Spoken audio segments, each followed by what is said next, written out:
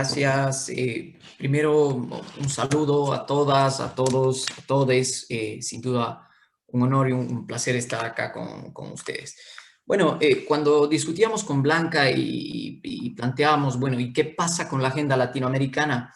Hablábamos de los derechos trans y cómo efectivamente estos están pendientes en esta agenda latinoamericana. Si bien la amplitud del tema brinda alguna posibilidad para hacer una panorámica general de qué es lo que está pasando y sucediendo en el contexto latinoamericano, esta quizá también podría ser reduccionista, digamos, en términos del abordaje de la cuestión. Bien, yo diría que en Latinoamérica, digamos, para ir contextualizando el tema, a pesar de que nosotros tengamos unos renovados marcos constitucionales vigentes en el contexto latinoamericano, muchos de los cuales incluso se inscriben en esta denominado nuevo constitucionalismo latinoamericano y demás, los derechos de las personas trans siguen siendo un debate pendiente en la agenda latinoamericana, en la agenda legislativa latinoamericana. Pero este debate pendiente está pendiente tanto al nivel constitucional cuanto al nivel legislativo. A nivel constitucional, sin duda, como ya se lo ha advertido,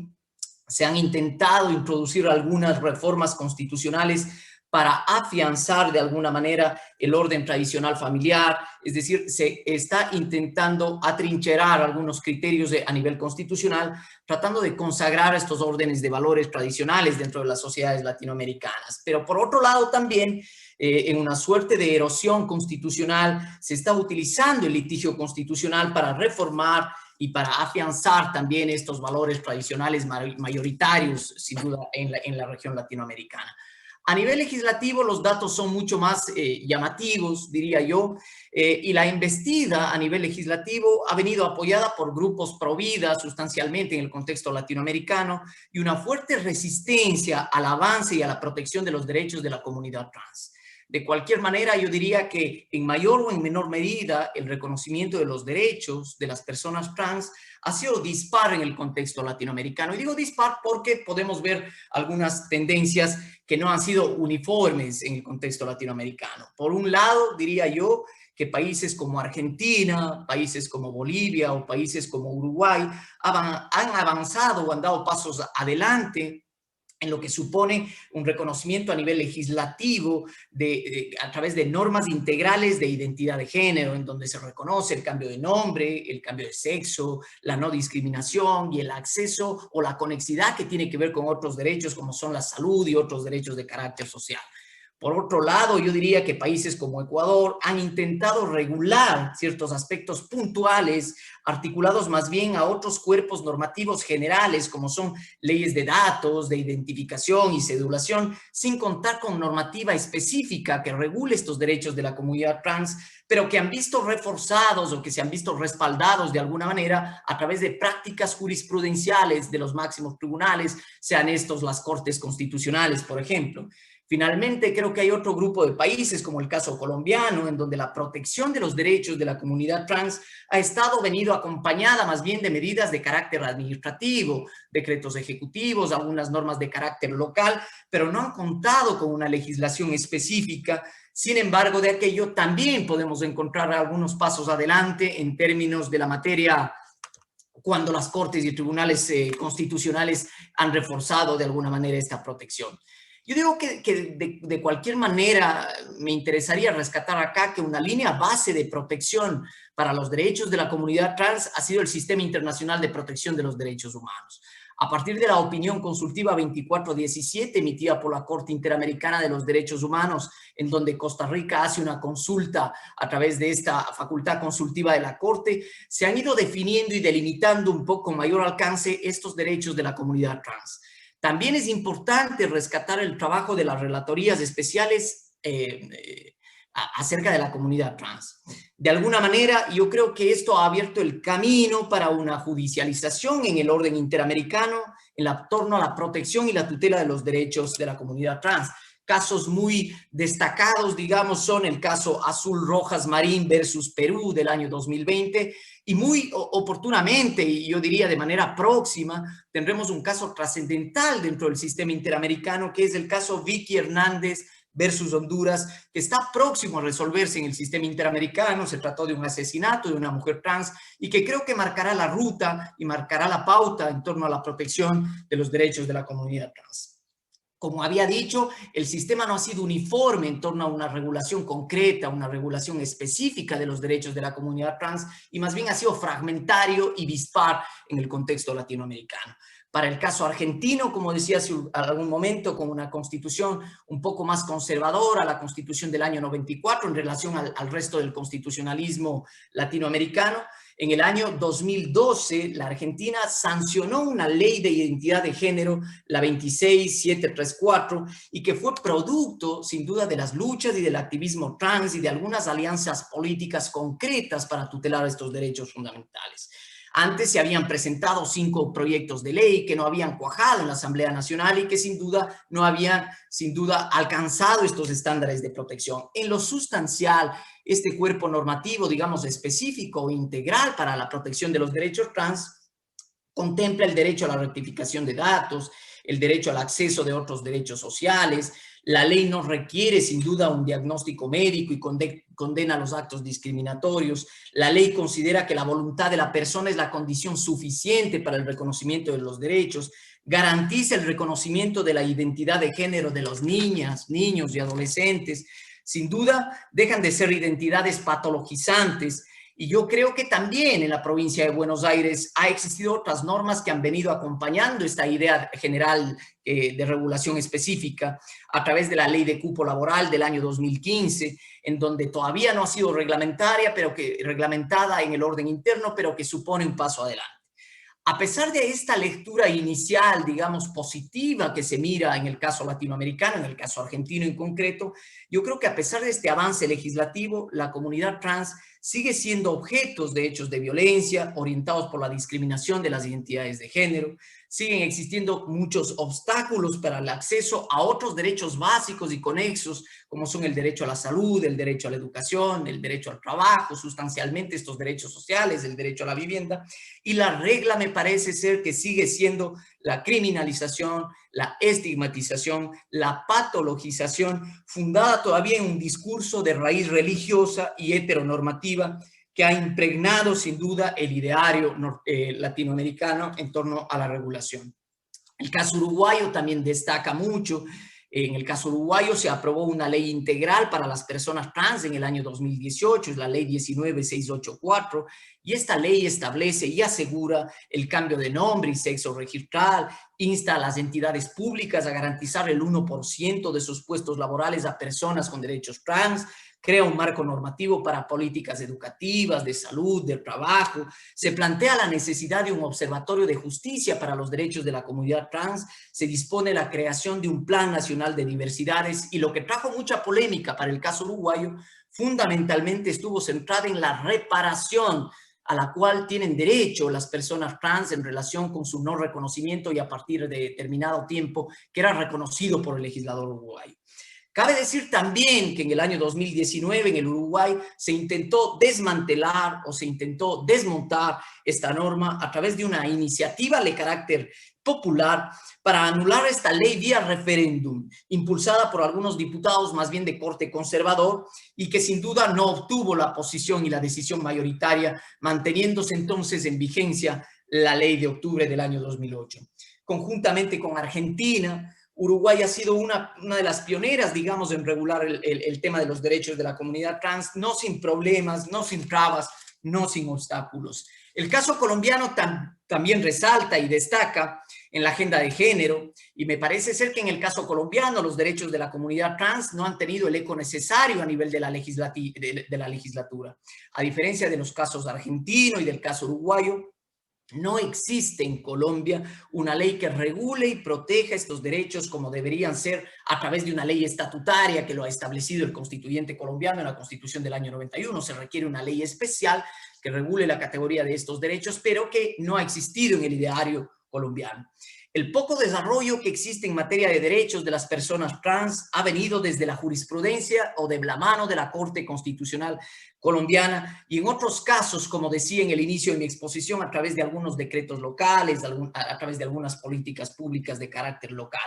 Sentencias muy destacadas a tono con la tutela de los derechos de la comunidad trans son la sentencia T-063/15, la sentencia T-552/13, la sentencia de la Corte Constitucional Colombiana T-771/12, en donde la Corte se ha pronunciado en torno a temas bastante específicos de los derechos de la comunidad trans, como son el derecho a la salud, el derecho al cambio de sexo, el servicio militar, la objeción de conciencia. Sin duda, la Corte Constitucional también ha hecho unos exhortos al Congreso de la República para que se expida una ley integral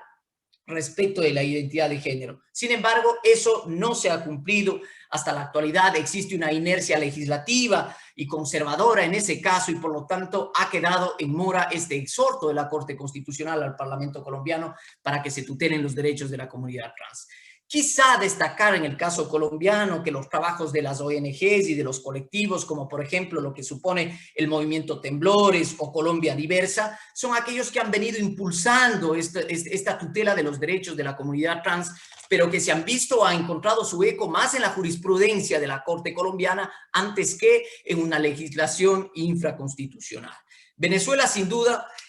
destaca como lunar ahí. La situación de desprotección es crítica debido a la crisis política e institucional venezolana. Algunos derechos que se habían alcanzado a nivel jurisprudencial en el caso venezolano, sin duda, han sido desmantelados. Ha habido un estancamiento total respecto de los derechos de la comunidad trans. El caso chileno también merece una mención. Hay un proyecto de ley esperando a ser aprobado por la legislatura y seguramente tomará un nuevo matiz y un nuevo giro a partir de la experiencia constituyente actual, marcado muy de cerca también el caso chileno por una jurisprudencia de la Corte Interamericana, que es el conocido caso Atala Rifo versus Chile del Sistema Interamericano de Protección de los Derechos Humanos, y que esto incidirá de manera directa dentro del ordenamiento jurídico chileno. Perú también es otro caso importante que merece una mención. A partir del caso Azul Rojas Marín versus Perú en marzo del año 2020, se ha expuesto la situación de la población LGBTI para el caso peruano, destacando sin duda esta condición de invisibilización, esta condición de desprotección y de violencia a la cual es comúnmente sometida la población LGBTI.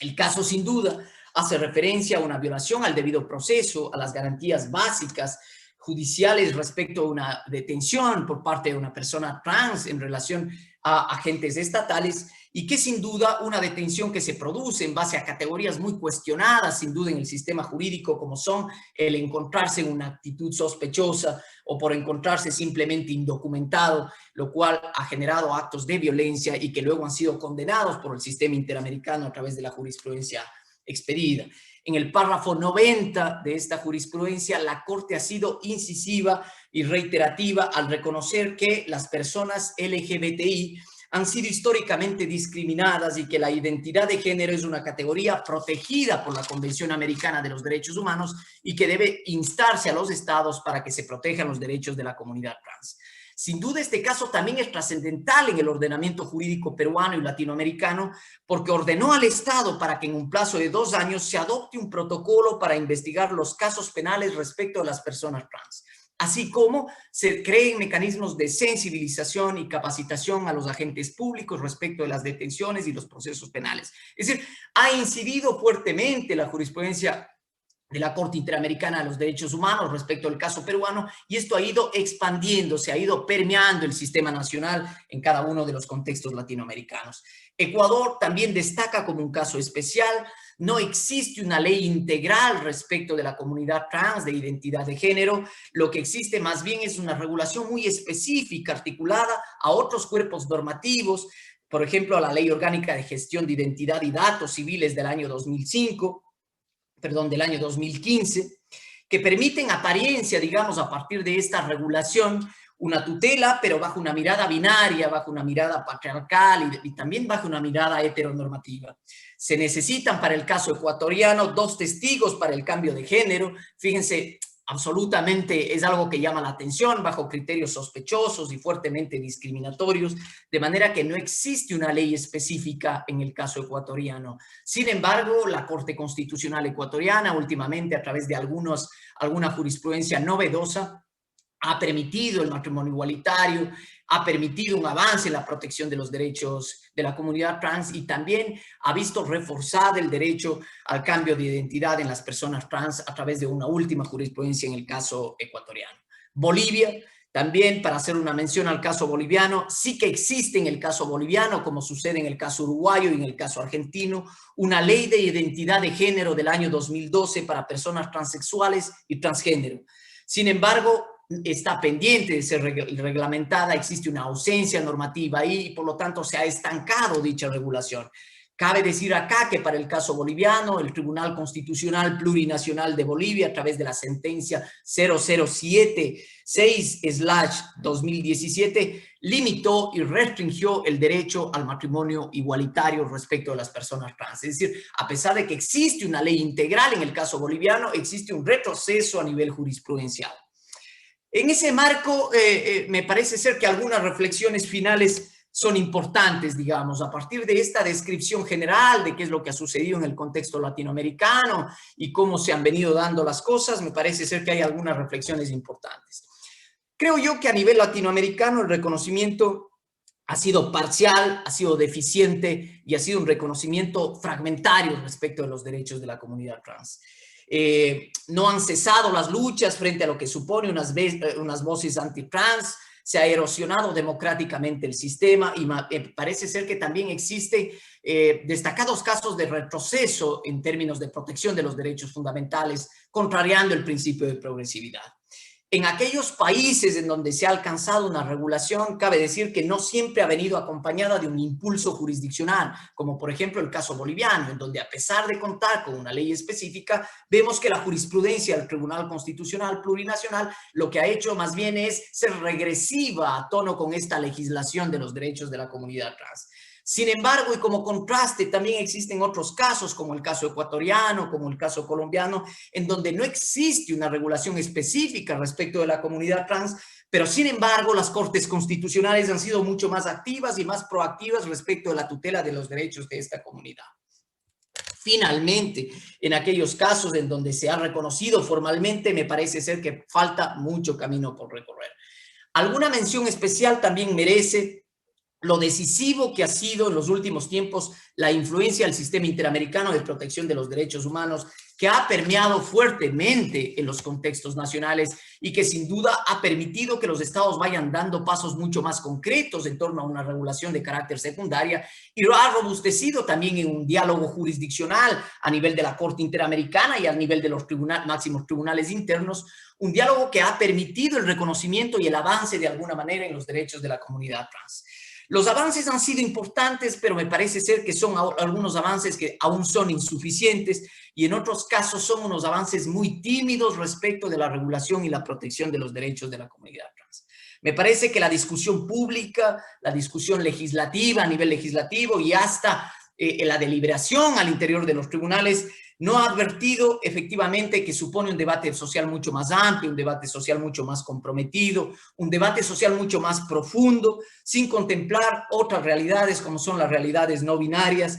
y me parece que eso ha estado ausente en la agenda latinoamericana.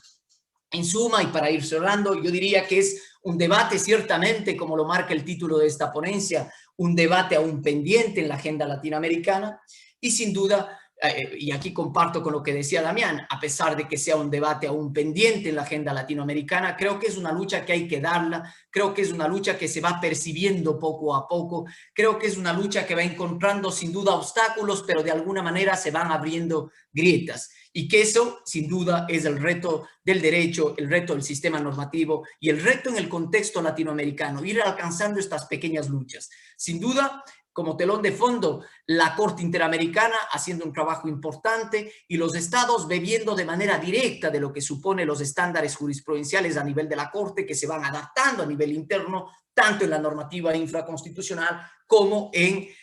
la práctica jurisprudencial de los más altos tribunales. Espero haberles dado una visión de cómo está sucediendo en el contexto latinoamericano y también estaré atento a cualquier pregunta, a cualquier cuestionamiento.